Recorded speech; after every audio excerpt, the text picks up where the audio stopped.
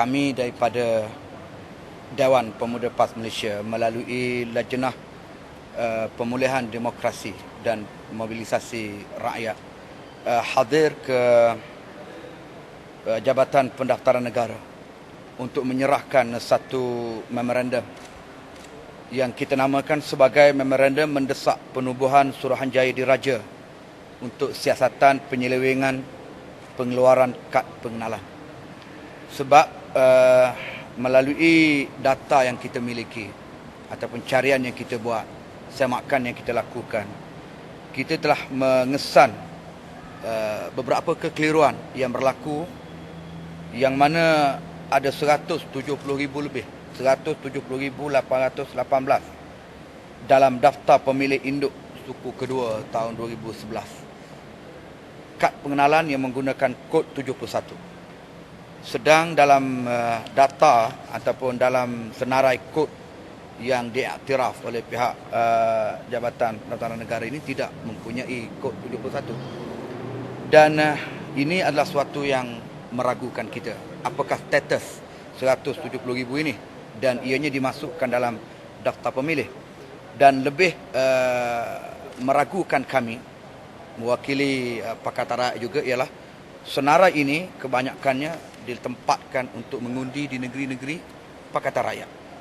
Jadi seperti ada satu konspirasi ataupun satu perancangan untuk menumbangkan kerajaan Pakatan Rakyat secara tidak adil, secara tidak telus mengikut kaedah demokrasi yang betul. Kemudian kita juga mempunyai beberapa penjelasan yang kita perlukan daripada pihak Jabatan Pendaftaran Negara setelah kita tidak meyakini jawapan ini dikeluarkan oleh pihak SPR terhadap beberapa contoh kad pengenalan yang dikeluarkan sangat mengelirukan, mempunyai dua nama yang sama, nombor yang sama kecuali dibezakan dengan satu atau dua digit number, yang kemudian apabila kita bantah, kita dedah, dia hazaf ataupun dia padam satu nama daripadanya dan mengekalkan nama yang satu lagi. Jadi ini juga suatu yang sangat mencurigakan. Apakah sebenarnya di sebalik semua insiden ini, apakah tersimpan satu konspirasi yang mencabul ketulinan demokrasi negara. Baik, sebab itulah kami datang dengan penuh prihatin untuk mendesak supaya ditubuhkan satu Suruhanjaya Diraja bagi menyiasat penyelewengan pengeluaran kad pengenalan ini. Asas kepada bantahan kita ini adalah kita rujuk kepada daftar pemilih suku kedua 2011 SPR. Maknanya sehingga bulan 6 2011. So kita telah melihat di dalam daftar pemilih ini terdapat pemilih yang mempunyai kod negara daripada 60 hingga 99. Kita ada 187,406. Okay. Daripada 187 ini, menariknya adalah kod 71 saja ada 170,817. Sedangkan kod ni seperti mana disebut oleh Ketua Muda tadi, kod yang tidak tersenarai dalam kod Jabatan Pendaftaran Negara. Sebenarnya di setiap negara di dunia ni, JPN telah tetapkan kod-kod tertentu. Contohnya adalah Indonesia 61, Singapura 65. Setiap ada sekat negara ada. Tapi 71 tidak ada kod. Dan yang tidak ada ni terlalu ramai pula sampai 170,000. Okey, ada dinyatakan bahawa kod 71 sebahagiannya adalah anak-anak diplomat, anak-anak pensyarah universiti yang dilahirkan di luar negara. Saya tak dapat nafikan, dan anak-anak orang awam juga ada yang dilahirkan di luar negara. Saya tak dapat nafikan daripada 170,000 ini ada terdapatnya segelintirnya adalah kelompok mereka. Tetapi saya yakin di sana ada lagi sebahagian besarnya bukannya kelompok yang saya sebut tadi. Contoh Mismah. Mismah itu adalah warga negara, seorang PR yang mendapat warga negara pada 31 bulan Disember 2011. Mismah memiliki kod 71. Saya kira Misbah bukan anak diplomat ataupun anak mana-mana pensyarah. Dia adalah warga asing yang mendapat warga negara, tapi dia dapat 71. Ini yang kita muskil ni. Kalau sebenarnya ikut kod yang ada pada SPR, ada JPN, maka Misbah ni sepatutnya menggunakan kod 61. So kita persoalkan macam mana Misbah tu sendiri boleh dapat kod 71. Dan kalau kita lihat keseluruhan 71 ni, saya dah pecahkan kepada rumpun-rumpun. Sebab dalam daftar pilihan SPR ni dia ada bangsa. So saya dah pecahkan kepada rumpun. Rumpun Cina, India dan Indon. Dia ada rumpun Melayu juga. Melayu pun ada juga, tapi saya ambil rumpun Indon, rumpun Cina dan India.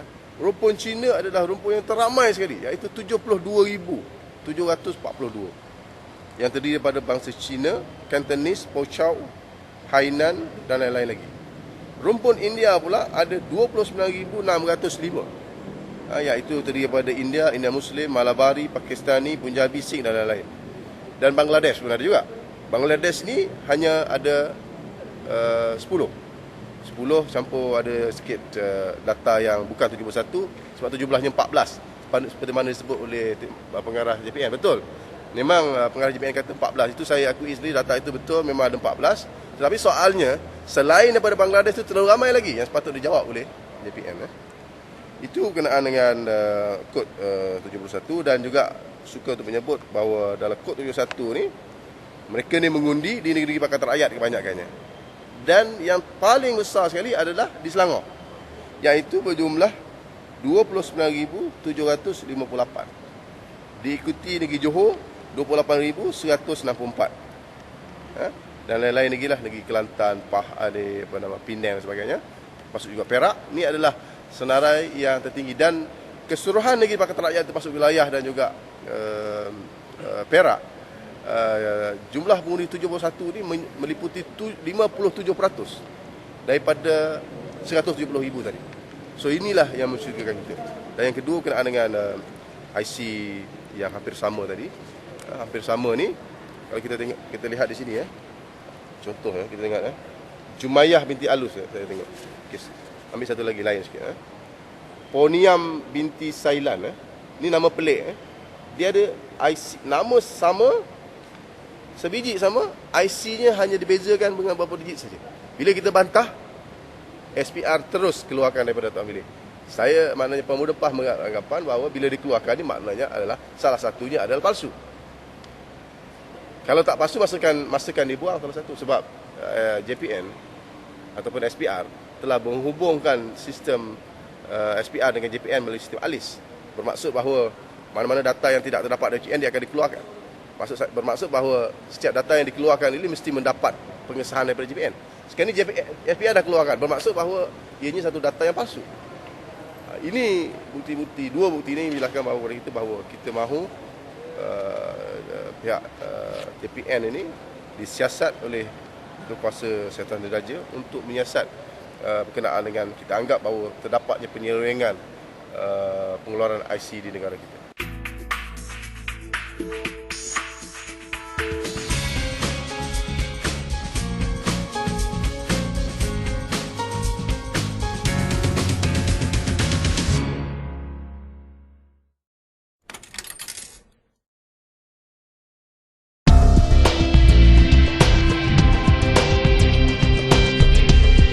Pihak Media PAS melancarkan e-paper, merupakan satu program baru dalam media PAS asaskan kepada teknologi maklumat yang terkini yang wajib kita manfaatkan.